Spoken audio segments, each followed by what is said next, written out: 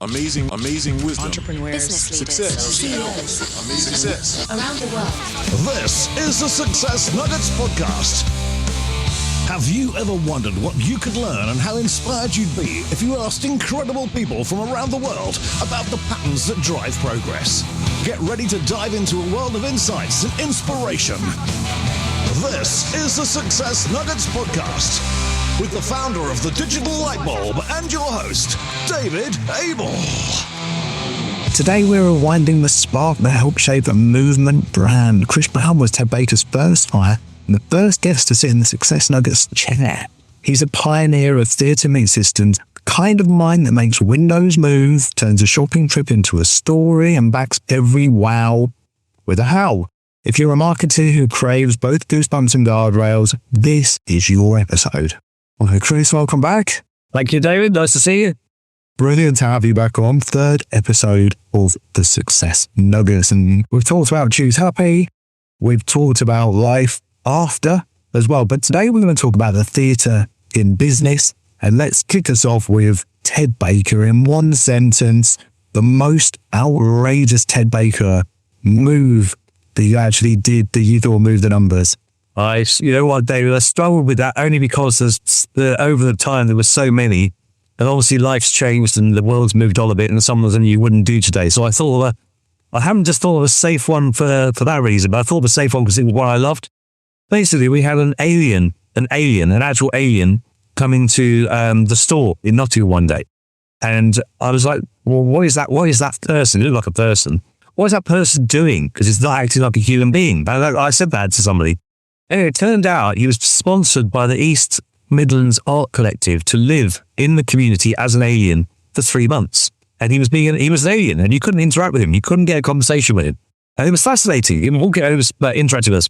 Anyway, I had an idea then. What about if we had aliens, not an alien, 2 aliens in our window that as soon as we possibly could, in 3 or 4 of our stores over the weekend. So there'd be live mannequin/aliens living in our window. It sounds ridiculous, and it kind of came out of a ridiculous moment in the store. But we did it, and the one I particularly remember was the Nottingham store one. We put these 2 guys, the other guy here, the guy knew a friend who could join pretend to be an alien too. And they dressed up in these strange outfits. They looked like aliens, and they acted as aliens in the window all day long. But we stopped the traffic in Nottingham. I mean, the pedestrian traffic, but also the traffic trying to go around the square. We were on the square in those days. And it was just the most amazing. I got arrested by the police for causing a disturbance. But the chaos it caused, and of course, everybody came into the shop. So that day, the Nottingham shop, it was Nottingham, Manchester, 4 shops were absolutely mobbed. The main guy, the guy we had in Nottingham, where he got friends to do them in the other shops too. And it was just I wouldn't quite say it was a success. It was more like the chaos it caused, the outrageous madness of doing it. You can imagine every other shop would be like, have you heard Ted Baker's got aliens in the window? They haven't got mannequins. So doing that, it's just a fond memory of doing something utterly bonkers. I just did it. There was no authorizing with anybody. I just came up with this idea. I didn't tell the CEO. I didn't tell the board as it was then. I just thought, no, we're doing this weekend. We're going to give that a go and see if that works. And it was repeated a couple of times in different ways. That's a favourite fond memory of something I did bonkers, bit outrageous that we did. Driving Footfall, you're taking everything away from the competition. When did you sort of first realise that retail needed theatre and not just clothing? Back in the early 80s, I was working on the King's Road in London. And we used to get celebrities like every single day, from Princess Diana to George Best to whoever was celebrity of the day came there. Actually, King's Road was the centre of British fashion back then. And the sort of stuff we would do is we'd have surfing hour. So we had a turntable. We didn't have a tape player. We had a turntable in the back of the shop. But I bought a 60s surfing album. We used to have surfing middle of the afternoon, pretty much every day of the week, mostly to entertain the staff. But customers couldn't fail to come in and join in, mucking about. Surfing USA, they'd be surfing away. So we did surfing hour. This is slightly more contentious and probably a forerunner of stuff I did at Ted Baker. We had stripper hour as well. So there's a famous, the music is actually called The Stripper. Famous striptease music. We would put stripper music on and just encourage customers, male and female, to do us their best stripper strut down the middle of the store. And it just created a buzz in the store. So that was probably the moment when I really thought you need to do more to entertain than just have product on shelves and nice customer service. What else can you do? So, over the next, whatever it was, 30 odd years of TED, I had that mindset of what can I come up with on a weekly, daily, monthly. It became a bit more controlled into a calendar, but for many times it's like, well, it's a Tuesday, what should we do on Wednesday? So Wednesday we come up with a crazy idea. Trivial Pursuit questions wins you a discount, or whatever it might be. Just something to entertain. And, I'm, from me of old, I'm passionate about the fact that this freedom of thought has got a bit squashed down by marketing and, global businesses. I love passionate, ordinary, day-to-day retail and retail creating activity in life. I hate the word experiential, which everyone's using now. Retail theatre, retail fun, retail entertainment, retail excitement, all those things. That's what you need to bring back. And the high street just needs to learn some of those old lessons. And you sounded like you're solving more than just data problems. It's feelings, when you feel something, do it. As opposed to feeling it and then testing it and analysing it and what's the result if I do this? Do it and worry about the result later with a lot of stuff. I mean, we have a phrase kind of used internally, which is a football phrase. Have a shot. And if it goes in rosette, it goes in rosette. So sometimes have a shot. For every single football fan watches football, and every sport probably, have a go. Have a go. I mean, that sounds so simplistic, but it's missing from today's world. And I'm in working with various companies, and we talk about ROAS and ROI. We need to go back to why don't we do something really, really big and outrageous, and then get attention on the brand? The boss used to have a phrase with me: get arrested. And I managed it on 3 occasions. I did get arrested. I love those numbers. So with that legend where the window started to move, and you had to make it a bit more systemized with a content calendar. I've briefed teams, and they've done it wrong. They've done it wrong 3 times. They didn't do it wrong. They just said to me, we didn't know what you want, right? How did you get the exact brief to the team? Did it often come out right, or did often you go, oops, no one understood me? I would say very rarely did it come out wrong, because despite all the sort of have a go, loosen up, whatever, my team would tell you I was also very, very, very controlling and anal about being how I wanted it.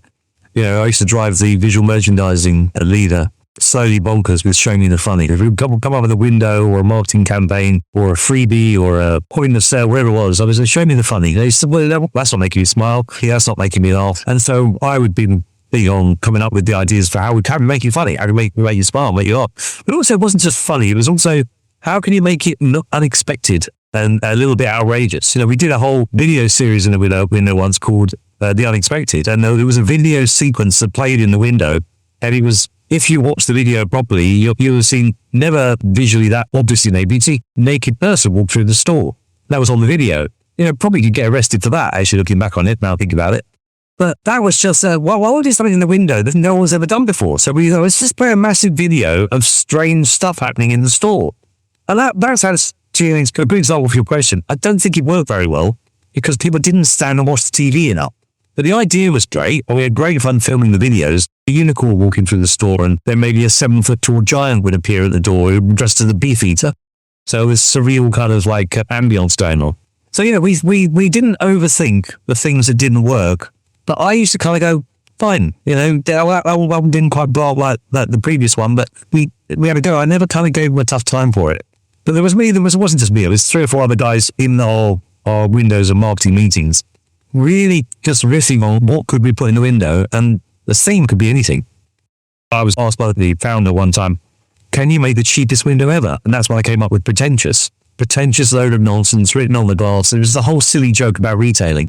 And that one, Design Week's Window of the Year. I came up with that on the train on the way down to the Windows meeting when I realised I'd forgotten to plan what I was going to say in the Windows meeting. The phrase adversity is the mother of invention. You come up with stuff when your back's to the wall. The fish in the bag, where did that idea spark from? I think the origins of it are a little bit in the mists of time, but it was a conversation between 2 or 3 of us in the, first few months of the business. Stores were quiet, things weren't really going how we hoped. We said we need something so that people talk about us around the towns that we're in. We're in 8 stores at the time. So we said, well, what about if you got a goldfish like you won in the fairground? And there was a bit like, well, why? They're like, yeah, that's it. Why? Let's leave them puzzled. Let's make them completely puzzled. Why have Ted Bacon give me a goldfish in a bag? Now, we quickly worked out we couldn't put a real goldfish in a bag, probably, indeed. We probably could have done, actually, back in the 90s, but we thought, no, we can't do that. So we came up with cutting a carrot, and the stores had to do it. They had to cut carrots into the shape of a goldfish, hang it on a line that's suspended above some water that we dyed blue in a big bag. And then years later, like 20 years later, we did this, which is a soap, a goldfish in a plastic goldfish in some soap that you could use if you want to. That was done for the barbershops and celebration. But like a heritage of Ted Baker thing. But that is virtually what you got when you came to it. It was bigger, the one we did back in the early days. And the stores didn't even blink. They'd be out the back with buckets of water, carrots, a pile of carrots, carving them on a Saturday morning into goldfish shapes and suspending them. And then we'd hand it to the customer and say nothing. And then when they go, what's this? Why do you give me that? What my shirt? Why do you give me that? Like, you normally get a goldfish, but didn't you buy a shirt? And just walk away. And they just went around in each town. That definitely had an impact. We had people going, you the shop that gives goldfish away. Can I just have one? I said, yeah, if you buy a shirt, you can have one. And it just, I suppose that's the way my mind works, something a bit more surreal. And again, I would just encourage anyone watching this or listening to this and marketeers out there, let the brakes off, come up with some strange stuff. We shared offices. This is a piece of art history you might not know. We shared offices for a while with Chaldecott, Colin and Louis Henry, who did the Tango adverts, right? I know, and I won't say which ones, but I know that in some conversations with those guys and break times and popping through to their offices, because it was right next door to our office, we shared their office. We'd have ideas that they would then use for adverts that became famous. And I won't say which ones, but that definitely happened. They'd probably go, oh, no, all our genius ideas. No, they stole them from Ted, or they borrowed them from Ted. So we had ideas kind of like, almost like machine going on. What crazy stuff could we do? Amazed me that nobody's really tried to copy what we did. Nobody did. Me too. And I just love the way the staff just got involved in how viral that probably would have become and how Instagrammable in today's world. One of the things we discussed the other day was you talked about how can you put the energy into the stores and the teams, right? And I know you got some ideas on it, but that was without even thinking. I don't think I was thinking particularly I was doing that for them. Later on, I probably realized we were. But by doing those things, you engaged the teams, you got them excited, you gave them a difference, something that was different about coming to our store to work today. Tell you one that I don't think I've ever told anybody this before. I turned the whole shop into a board game. So the customer wouldn't know we were playing the board game. And in the board game, you each had an object. It could be a pair of socks or a hat or a scarf or an item that was for sale. And that had your name tacked onto it, like a little ticket on it. And we played a board game. When you sold stuff or you did something good or whatever you did, you'd win points according to our in-store board game. And your little hat or your socks or whatever, with your name, moved around the shop, got like a race to get around the shop. And whoever was in the lead at the end of the day won a prize. So sometimes it was money, sometimes it was, cake, sometimes it was a day off, whatever it might be. And that silly game, the team would always come and play the board game. No customer would ever even know we were playing it. And that was just an internal funny thing that I came up with. I thought, how can I inspire this team? That went on for about 5 years. Love that bringing together. Any funny phrases like movie bingo or who can say the most lines from or whatever? Oh, yeah. We had to work in stupid words into, you might say, can you say perspicacious in a conversation with a customer? And it had to make sense. So you'd say, oh, your thoughts on that shirt are extremely perspicacious, whatever it might be. And there'd be a game to insert the words, and you might have a word of the day that you've got to put in. So that'd be another one. Now, that was actually more about, I think we played that in Covent Garden particularly. That was a Covent Garden game. And the thing is, Dave, that some of these things didn't translate, but you might think in Japan, what do they think? I would say the Japanese teams were the most on board with the stranger stuff that we did. You might say something about the culture there, I don't know, but certainly they were they almost, can we do this the we did last week, Chris, or last time you visited? Can we do this time? I'm like, yeah, there's even more bonkers than what I came up with. Yeah, we could absolutely do that. We had a nodding dog outside the shop in Tokyo. A really beautiful animatronic dog. And he used to sort of nod, and kids would come and pet it. We go and feed it every day. So go and feed him, probably give him some food, make him look like he's eating, and show the people the empty tin like the dog's actually eating it. And they'd be like, huh? Wow, God, I never considered the local impact. Oh yeah. The condoms is a wonderful story why we did them, and there's a sort of thing like you couldn't do it today. Yes, you could, even never more vital than doing it today and sticking it to the woke crowd. Condoms are not contentious in any way, shape or form. They're part of adult life and people should use them. What's fascinating about the condom sort of point of the issues, it came from the most brilliant place. It wasn't like an idea that I came up with. Someone said, could you do the red ribbons? And then I said, well, yeah, possibly. And then he moved on to, could we do more than the red ribbon? Could we give them a condom? And I think everybody said, no, you can't give out condoms in a shop. We did it for 15 years. There, I think I told you, they're all here, look. That's a bag of condoms. He was holding up a bag of condoms for Every single one is themed. There's a Father Christmas one, big jiggy with it. There's a Oscars Awards joke one, and the winner is Best Newcomer. I mean, all of this. If you want to think it's filthy, you can, but that's your mind. Fresh, that was based on the Fresh summer product. I love giving Ted. You can make of that as you will. And he scored for the World Cup. I mean, so it goes on, and there's literally about 100 in here. I regretted the day they stopped because it was the most fabulous, fun idea. I swear, again, something we've talked about is, what did you do that really moves the dial and got sales? That did, 100%. I know that people came in sometimes to buy a shirt to get the free condom. They wanted to see the next condom. They wanted to have it. It had gone viral in the evening, people talking to each other about, I got a condom into birthday and showing each other. And then it's full of jokes. If you open the condom up, it's full of stupid jokes. My childish humour, a lot of it, but, so what? Oh, wow. So, with all those great ideas, there must have been some average one. Did you have a system to kind of kill the average ideas? That's sometimes an average idea slipped through because of time pressures. I mean, if you take a year, we did 6 or 7 windows in a year. So every now and then you might have misfired one. Like we had some favourites at Christmas when we revisited doing Merry Christmas 3 times with Elvis Presley. Huge Elvis Presley, in a Santa outfit. People loved the whole Elvis thing. And then we can't keep doing Elvis, so we arrest it. And there was definitely a couple of the Christmas windows that fell a bit flatter than I would have liked. But my system for killing it was actually more of a system with the retail team necessarily than with the creatives in the office doing the windows. But I'd say gold, silver or bronze. So if it was a gold idea of mine or theirs, it meant no room for debate. That's going ahead. Totally that's the winner. If it was silver, it meant I'd like some chat about it, tweak the idea a bit and we'll go again. And then bronze meant I'm not sure if this even works. This is really brainstorm it again. So the senior guys in my retail team would say to me, Chris, is this gold, silver or bronze? This idea. Well, I go, it's gold. I said, no, I don't want to hear it. This is going ahead. And it might be because I had pressure on me or I had a time constraint on me or I had financial constraint, whatever it was, or it had been pre-decided and I was told to go and do it.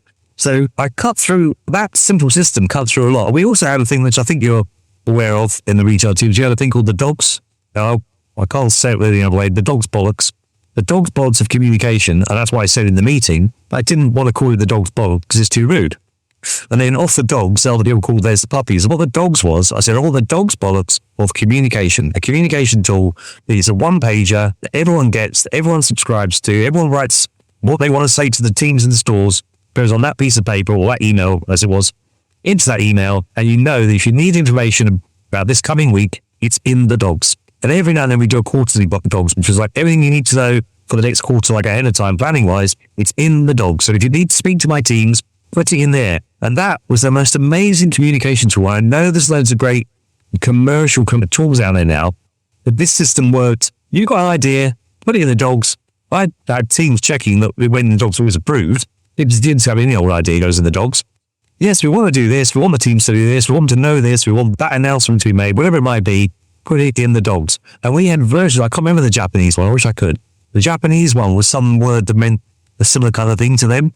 And then we did that around the world. What I loved, David, was we had lots of hidden things we did in TED that the world didn't necessarily need to know, but they loved. When they came in, they'd get that energy from the stores team. They'd get that energy from the retail team. We'd give that energy to head office. But it was all kind of strange things that we were doing that I knew that other brands weren't doing. Going back to the shop floor at TED, wherever you were, whether it was in the warehouse, the DC, or the head office, the HQ, or any store, you were encouraged to go around. And I was always interested when I saw the TV shows, the reality TV shows, where the CEO goes back to the floor and what should marketeers just do? Like go work in customer service for a week. I honestly, the amount of meetings I've been in my career, obviously I've worked both sides of the fence. I've been very stores based and wanted to be, and right through my whole career, spending my time in the shops, spending a lot of time in offices and meetings and theory meetings. But I love the fact that you get someone saying something in a meeting who's never sold a shirt, never sold a dress, never served a customer. If you haven't done those things, it's not you haven't got a right to speak. You may have done your, But come and do that. And then maybe what I'm saying to you or what someone said to you about why that doesn't work in reality will make sense to you. Knowing how it works in a shop, knowing what will fly, what won't fly. But that's what I've never heard of before. Don't like the sound of it, but we'll give it a shot. So go back to what I said about Rose Ed. Give that a shot. But it's incredible the benefit you got from all those people, marketeers, merchandisers, finance, anybody, logistics, working with the teams in the stores and seeing how it really works in reality, you know? You make changes to how goods arrive because they go, oh, I didn't realize we chucked different things in a box. It makes it twice as long to unbox it. Things like that. You know, you get it straight away. Or the marketing team go, oh, that point of sale, you can't read it when you're in the shop. It's too small. I mean, that was a bugbear throughout my career. You know, sometimes the script on things being done in an interesting font that you step back 5 feet and you couldn't read it. But again, this is all the retail detail stuff that you get into. Digital marketers these days have a budget and a budget for initiatives and experimentation. Did you think like that? Well, no, because actually the whole, I want to reverse right back to the very beginning. Why did our windows move? We were famous for having moving windows and then I'd say moving stroke interesting and unusual windows because they weren't always moving, but sort of 80% of them were in the early years. The reason for that was we didn't have the budget to advertise. So we like to say that, Ted, we didn't advertise because it was a decision. It wasn't really. It was almost like an afterthought, like, oh my God, we've got all this prepared, the store design, the shirts, how's it going to be, the staff arranged. So we had staff uniform in the early years, an actual suit.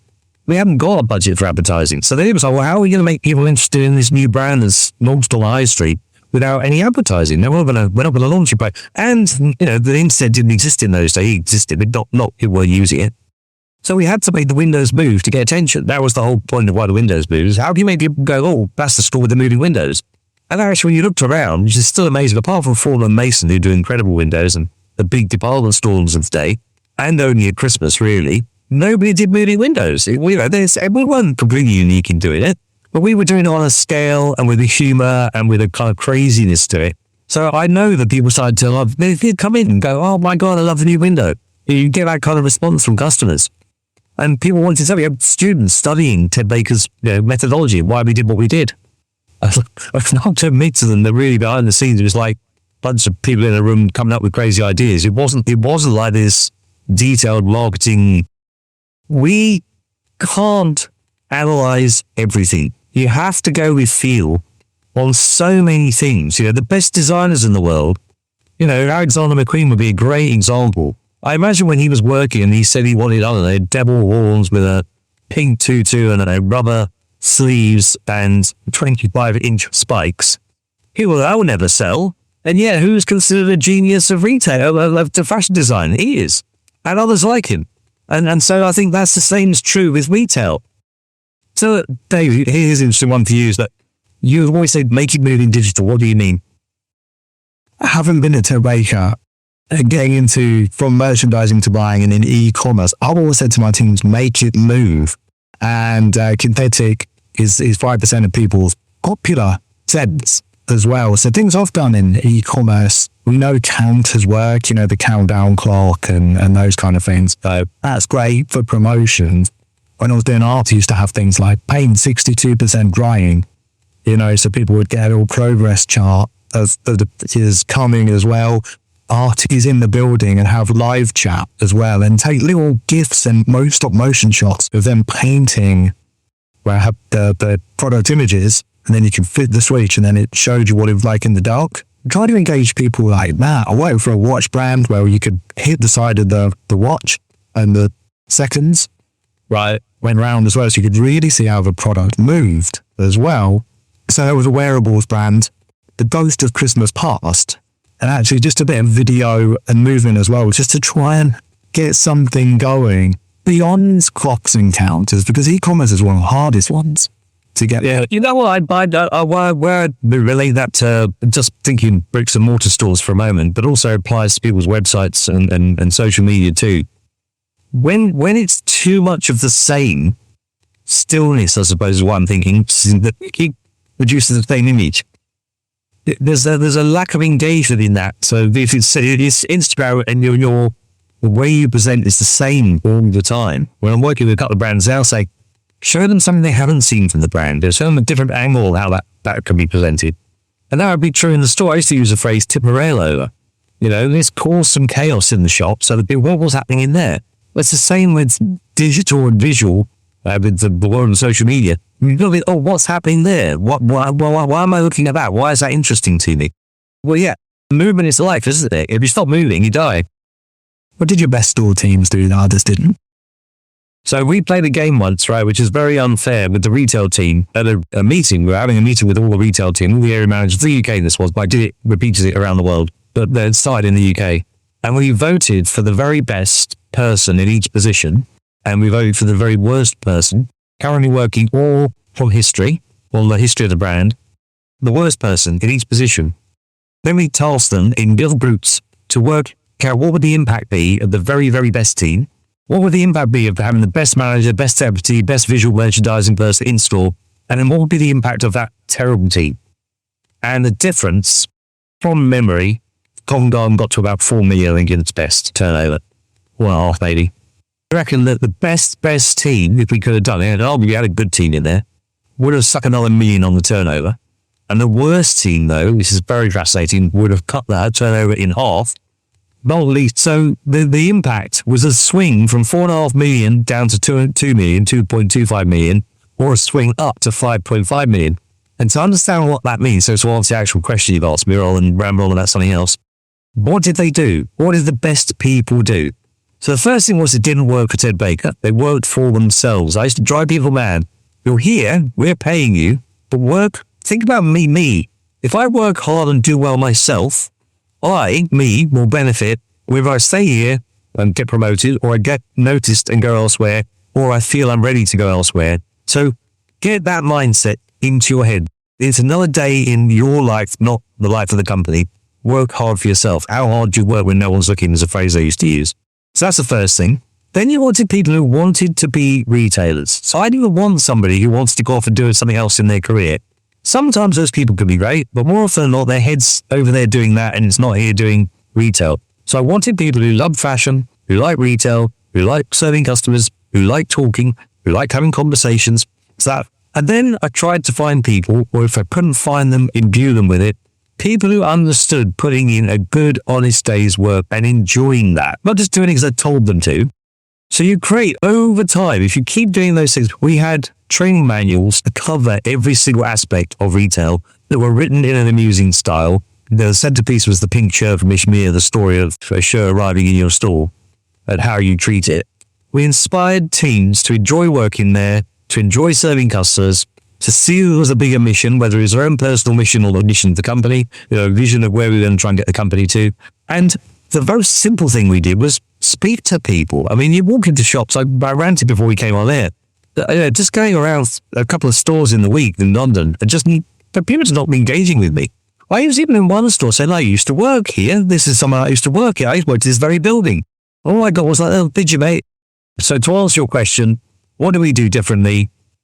Great hiring, great training, great development of people, finding great people. I mean, I had instances somehow, what do you feed your people on?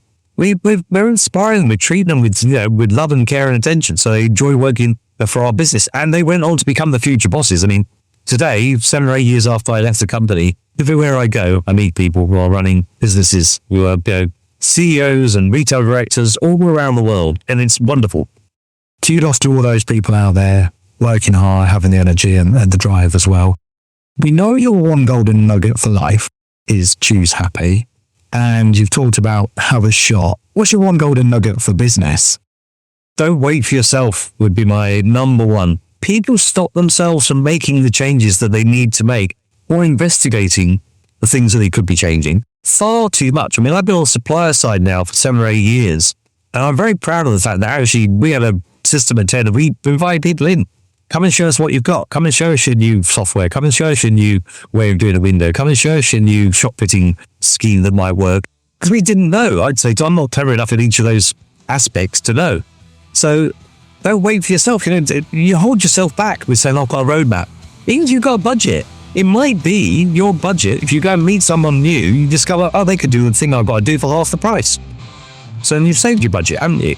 The most important thing for business and life. If you want to do something, or change something, go and do it. Don't wait for permission. Chris, thanks for coming in the third time. You've been absolutely wonderful. For the audience, make it move, be honest, hunt the risk, keep it fun, take a shot. We will see you again. Join David and his incredible guests next time on the Success Nuggets podcast. And to find out more, visit onegoldennugget.com. Thank you for listening.